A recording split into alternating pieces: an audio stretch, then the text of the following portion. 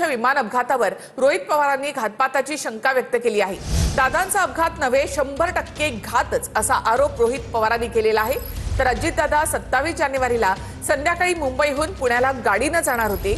पूर्व विदर्भातल्या नेत्यामुळे दादांना उशीर झाला का असा सवाल रोहित पवारांनी उपस्थित केलाय। रोहित पवारांनी आज प्रेझेंटेशन या ठिकाणी दिलेले आहे। सगळे पुरावे आणि तथ्य त्यांनी या ठिकाणी मांडलेली आहेत। 100% हा घातच असल्याचं रोहित पवार यांनी म्हटलेलं आहे।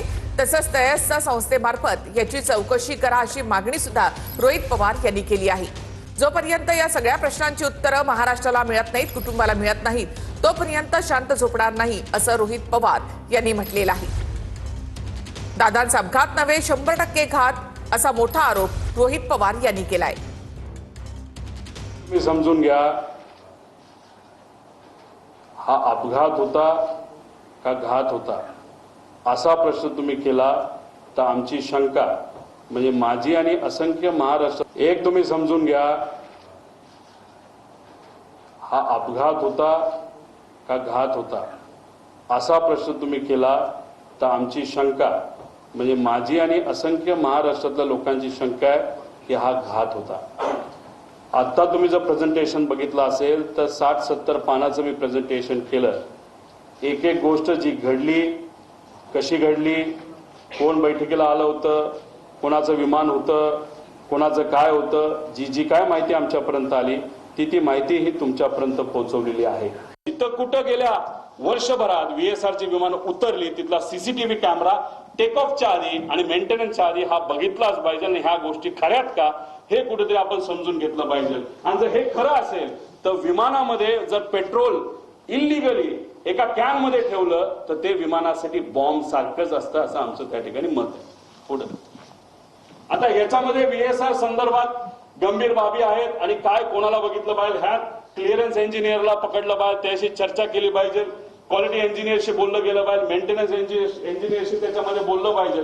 आणि हे सर्व नियमाचं उल्लंघन जर या कंपनीकडनं त्या ठिकाणी झालं पाहिजे तर या व्यक्तीवर कारवाई होणं आणि मनुष्यबळाचा गुन्हा या कंपनीच्या मालकांवर होणं अतिशय महत्वाचं आहे असं आमचं त्या ठिकाणी मत आहे। पूर्व विदर्भातील एक कुठले तरी नेते हे मोबाईल चेक करा दादांचे, नाही तर लँडलाईनवर कोणाचा फोन होता काय होता मला माहित नाही, पण मला जे कळलं आहे सही करावीच लागते। फार महत्वाची फाईल आहे आणि मग ती फाईल कुठे हे जेव्हा बघितलं गेलं ती फाईल घरी नव्हती, ती फाईल मंत्रालयाच्या कार्यालयामध्ये होती दादांच्या। दादा कुठलीच फाईल मोकळी ठेवत नाही, पण अचानक ती फाईल तिथं होती। मग ती दादाने बोलवली, बोलवण्यात येण्यात मुंबईचं संध्याकाळचं ट्रॅफिक तुम्हाला माहिती आहे, ती फाईल पोहोचूस तर वेळ गेला। वेळ गेल्यानंतर ती फाईल आली, पण एक मोठा नेता आपल्या पक्षाचं बोलत असेल तर सही तर करावीच लागेल। आणि मग दादाने ती सही केली, ती फाईल यूज तर सही करूच तर त्याच्यामध्ये दुर्दैवाने त्या ठिकाणी वेळ गेला। या देशामध्ये 2च MRO आहेत, एक मुंबईच्या आसपास आहे, प्रफुल्ल पटेल साहेबांची मालकी त्या MROची असं आम्हाला त्या ठिकाणी कळतं, आणि दुसरं कुठे दिल्ली साईडला त्या ठिकाणी आहे, पण हे MRO आहे। पण ह्या कंपनीकडे एक वेगळा MRO होता असं म्हणतात, ते स्वतःच्या कंपनीच्या माध्यमातून ही सगळी 27 विमानं ते मेंटेन त्या ठिकाणी करत होते। मग त्यांच्याकडे एक्सपोर्ट होते का? जसं तुमच्या कंपनीमध्ये म्हणजे तुम्ही सगळे वेगळ्या वेगळ्या चॅनलचे असलात तरी जर 5च चॅनल असतील तर हा रिपोर्टर जास्तीत जास्त या 5 मध्येच कुठेतरी जाणार आहे, मग तिथून नोकरी निघाली की परत 5 मध्ये दुसरीकडे जाणार आहे।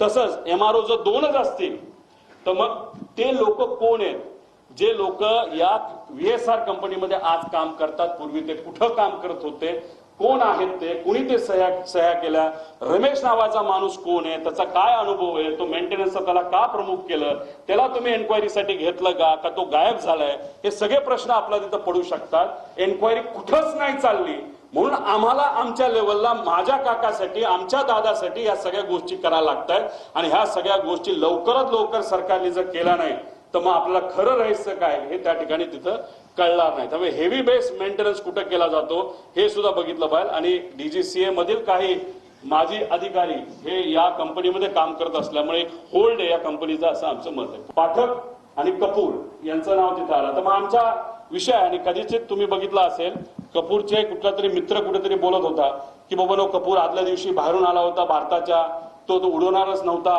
पण मग त्याला अचानक सांगितलं आणि मग त्यांनी उडवायला घेतलं विमान, असं तुम्ही कुठेतरी ऐकलं असेल. तर मग आमचा प्रश्न असा आहे की मग टेक ऑफ पूर्वी मुख्य पायलट हे का बदलले गेले, आणि जर टेक ऑफ करायचं असेल तर त्या पायलटला आधीच यावं लागतं.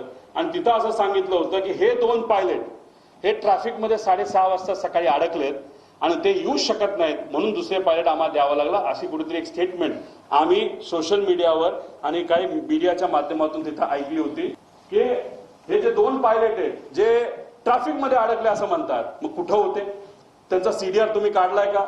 ट्रॅफिक पोलीसच्या बऱ्याच ठिकाणी तिथं सीसीटीव्ही कॅमेराज आहेत, ते तुम्ही तिथं बघितले का? मग हे 2 ट्रॅफिकमध्ये अडकले, तर मग हे 2 काय एअरपोर्टलाच राहायला होते का? एअरपोर्टच्या जवळ राहायला होते का? मग हे दोघं तिथं कसे आले? असा बरेच काही प्रश्न आम्हाला तिथं पडतात. पण आमच्या मनात ज्या शंका आहेत त्याला कुठे ना कुठेतरी उत्तर हे मिळालं पाहिजे. का गेले 13 दिवस मला तरी तिथं झोप लागलेली नाही, आणि कदाचित जोपर्यंत ह्या गोष्टी सापडत नाही, क्लिअर होत नाही, तोपर्यंत झोप लागणार नाही. मी झोपणार सुद्धा त्याच्यामध्ये नाही. मला माहिती का आली नाही, कदाचित ट्रान्सपॉन्डर हा मुद्दामून विमानाच्या आतून हा बंद केला होता. तुम्हाला टिल्ट होताना जे विमान दिसते त्या ट्रान्सपॉन्डर बंद होता. ट्रान्सपॉन्डर हा 8:43.18 ह्याच्यात तुम्ही म्हणाल इथं टाइम वेगळा दिसतोय, त्यात फ्लाईट रडारच्या शेवटच्या युटीसी टाइम म्हणजे 3 ते म्हणजे याच्यामध्ये 5 तास आपल्याला ऍड करावं लागतात. त्यात 8:43.18 जेव्हा हे बंद झाला ट्रान्सपॉन्डर, का बंद झाला, का कुणी बंद केला, असे प्रश्न आम्हाला त्याच्यामध्ये आहे. नाही तर आपल्याला शेवटपर्यंत कळालं असतं. आणि या 1 मिनिटाच्या आधी हे विमान त्या धावपट्टीला अलाइन झालं होतं, म्हणजे ते धावपट्टीवर उतरेल अशी अपेक्षा होती. पण 1 मिनिटामध्ये काहीतरी गडबड झाली, ती अजूनपर्यंत आपल्याला कळली नाही.